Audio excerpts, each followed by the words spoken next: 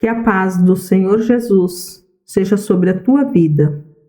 Não é por acaso que você chegou até aqui. Eu tenho certeza que essa mensagem de Deus, que esta oração, vai tocar em teu coração profundamente. Eu creio que o Senhor Deus fala conosco através da sua palavra. Eu quero te agradecer por você estar aqui. Louvo a Deus pelo dom da vida. E se você sentir no seu coração, se inscreva. Esteja acompanhando diariamente as nossas orações, as mensagens que o Senhor Deus tem trazido para nós. Participe e compartilhe. O momento mais difícil da vida é o momento da dor. Seja por problemas financeiros, problemas familiares, mas principalmente no momento de doença e quando não se tem recursos, ou quando mesmo que tenha, a doença não possui cura humanamente dizendo. Porque quando se tem recursos financeiros e a doença tem cura, por mais que haja sofrimento, a pessoa possui a quem recorrer, que é a medicina, e é correto fazê-lo. Mas quando a pessoa se vê na situação como um moribundo, esse é um momento verdadeiramente crucial, onde a pessoa tem, se ainda não fez, uma grande oportunidade de ter um verdadeiro encontro com Deus. Vamos pensar no grande drama do sofrimento. Certamente, para uma pessoa doente, este é o maior drama da vida. Mas pensemos também em pessoas que não estão doentes, porém estão enfrentando dramas pessoais, estão chorando, estão amarguradas, desesperadas, angustiadas por diversos motivos. Pode ser afetivo, moral, uma perseguição política, religiosa. Em muitos casos, tem certas pessoas que precisam fugir ou até mesmo tornar-se um refugiado em um país estrangeiro. Aquela pessoa que sofre porque não tem trabalho e por isso não possui recursos suficientes para o sustento da família. Aquela família que precisa dividir o pão de cada dia para que não passem fome. Uma mulher que sofre calada dentro do seu lar, uma criança num lar onde as condições morais ou financeiras são precárias, ou por qualquer outra causa ou mal. Os sofrimentos são inúmeros.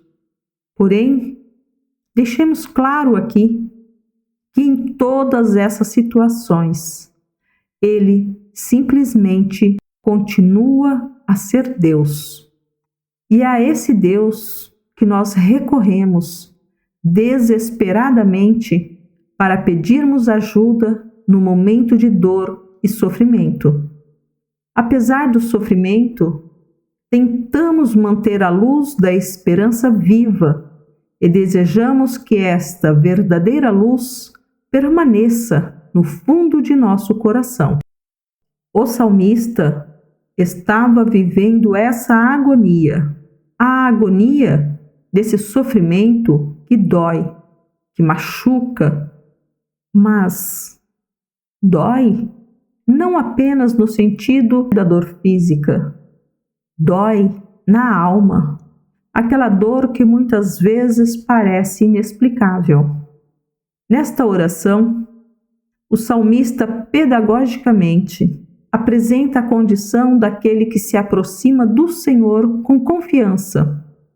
Ele ficará feliz e desfrutará de uma proteção especial. Ele não será abandonado na hora do sofrimento, mas também receberá o apoio necessário nos momentos mais difíceis. O salmista inicia esta oração de sabedoria com um grande ensinamento a respeito da atitude de compaixão que devemos ter. Ele diz que bem-aventurado é o homem que cuida dos fracos ou necessitados ou pobres. Dentro desta lógica, podemos destacar ou inferir que o homem compassivo, que cuida ou que atende ao necessitado ou oprimido, receberá o mesmo tratamento do Senhor.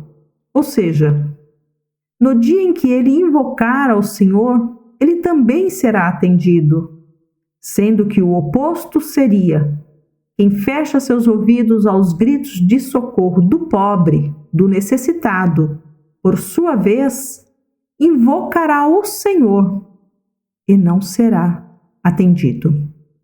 A esta lógica de sabedoria pode-se também adicionar outras motivações, como o Senhor cuida, o Senhor perdoa, como se vê nesta oração. Quanto ao lamento pelo sofrimento do salmista, se verifica que naquele momento a questão da punição pelo pecado estava muito enraizada. Portanto, a doença naquele momento era vista como um sinal de pecado. E não era um pecado qualquer, mas que fora cometido um pecado crônico e muito sério. A relação entre pecado e punição fica clara no momento em que ele invoca o perdão divino por si mesmo, reconhecendo sua culpa e aguardando a tão esperada cura. A principal preocupação, portanto, não estava exatamente centrada no castigo divino, como ele confidencia a Deus, mas na presença de seus inimigos. O resultado do abandono das pessoas mais amigas, até mesmo o amigo mais chegado, aquele amigo com o qual ele muitas vezes repartiu o próprio pão. Essa dor parece incurável, porque aquela confiança se tornou diametralmente oposta.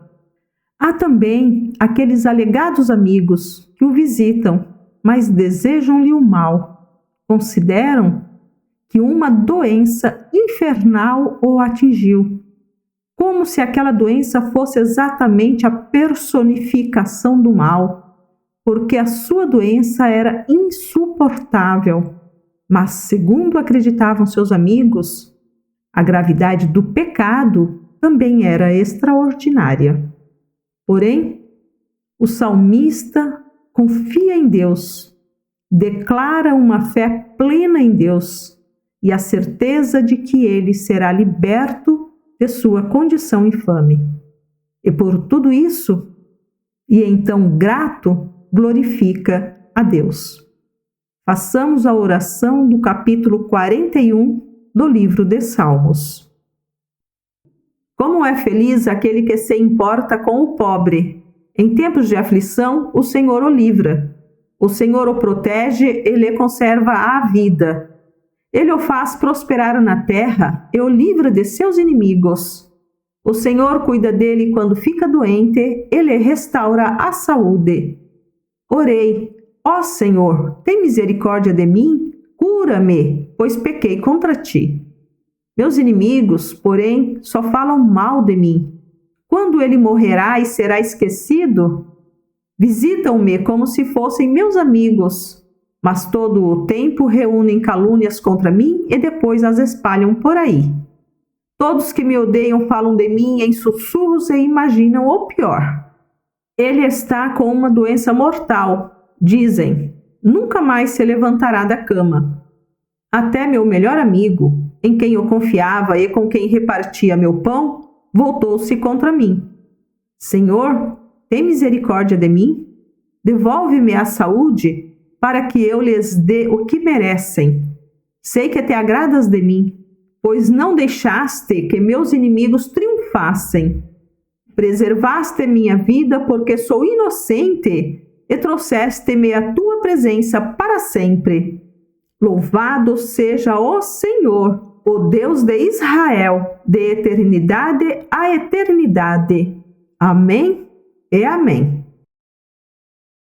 Pois bem, vimos aqui um amém repetido, ou seja, o amém mencionado por 2 vezes no final deste capítulo 41, que serve para colocar um ponto firme de sua fé em Deus, demonstrando a confiança do salmista em Deus. E também marca o fim do primeiro livro do Saltério, ou seja, o livro de Salmos, que é composto por 5 livros com 150 capítulos. E dentre estes 150 capítulos, ou salmos, existem os salmos de sabedoria, de ensinamento, os salmos de adoração, os salmos de confiança, os salmos messiânicos, que são aqueles que fazem referências a Jesus Cristo, os salmos de angústia, os salmos de arrependimento, os salmos que proclamam Deus como Rei e os salmos chamados reais. Existem também os salmos de Jerusalém ou os salmos de Sião, que falam da Nova Jerusalém, e também os salmos de peregrinação. Portanto, hoje finalizamos o primeiro saltério, que é composto pelos capítulos 1 ao 41. Mais uma vez, muito obrigada pela tua presença aqui neste canal. Continue todos os dias participando conosco, continue enviando suas dúvidas, continue todos os dias compartilhando. Envie para quem você ama esta mensagem, envie para aquela pessoa que você gostaria que ouvisse também esta mensagem, e que o Senhor Deus te abençoe a cada dia, que a paz de Jesus Cristo seja sobre a tua vida e o teu coração. Amém.